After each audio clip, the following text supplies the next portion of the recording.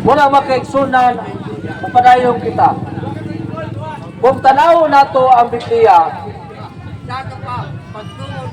kung ang mga tao nga mukha o baboy sunugon sa kalayo, pero naadunay mabasa sa Biblia nga daghan ang mga nahilangit nga mabasa nato sa Pinanayag City 9 ngadto sa 11. Pagkatapos nito nakita ko ang maraming tao na di kayang bilangin inuman. Sila mula sa iba't ibang bansa, lahi, bayan at wika at nakatayo sa trono at ng kordero. Kung atong tanawon makaigsunan, dito sa langit, adunay daghang kayo matawo nga dili kayang ipon. Lalaing mga nasod, meaning to say, Katolik, lailaing nasod, og lailaing pinulungan, og nagatubang sila sa pare nga si Jesucristo. Kay si Kristo sumala sa Biblia, Hebreo 7, versikulo 26, si Kristo ang Pangulong Pare. O makaigsunan, kung atong padayunon, nakadamit sila og puti at may hawak na palaspas. Unsa to? Nabisti sila og puti o may hawak na palaspas. Kung atong tanawon makaigsunan, walay laing relihiyon o simbahan nga nagunit og palaspas o palwa.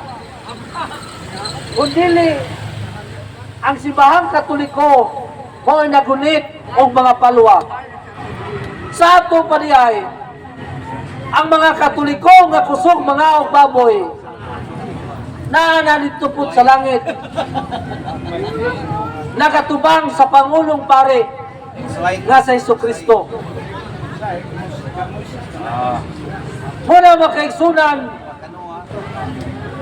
nga ang Biblia nagtugan nga ayaw tuguti kaninyo sa adunay magsaway sa pagkaon o sa pag-inom. Munang natadiri ron, kay di nato tugutan ang musaway may tungod sa pagkaon o musaway may tungod sa pag-inom. Ang Biblia nagkanayon. O atong tanawon kining Biblia makaigsunan diha sa Gis sa Pinanayag City 9. Ngunit sila nga nagaingon dalaygon ang Diyos naglingkod sa trono, dalaygon usabang kaniro kay kiluwas nila kami gikan sa silot, nagtindog ang mga anghel palibot sa trono o sa mga pangulo. Ang upat kanilang nakaluhod dayon sila atubangan sa trono o isimba sa Diyos. O sa ito makaigsunan dito sa langit nakaluhod sa pagsimba sa Diyos. Muna makaigsunan ang simbahang Katoliko nagluhod aron sa pagsimba sa Diyos. Busa makaigsunan atong masinati o atong matagamtaman nga daghan ng mga Katoliko nga mikaw ng baboy o nangalungas. Kay dito sa langit dili mahitungod sa pagkaon o sa pag-inom. Sa imong paghukom, hukman ka kung unsa ang imong pinuhatan, unsa imong gihimo dinhi sa kalibutan. Ikaw ba naglangoy sa mga sala dinhi sa kalibutan? O nagpahusto makakaon o humba?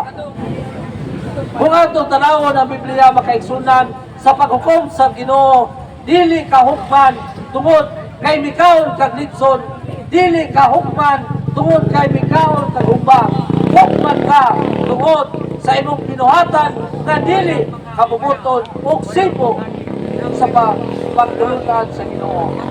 Muna makaigsunan, kitang mga Katoliko, nakakaon tag litson, nakakaon tag humba, dahil langit pajuta, munang pasalamatan nato ang Ginoo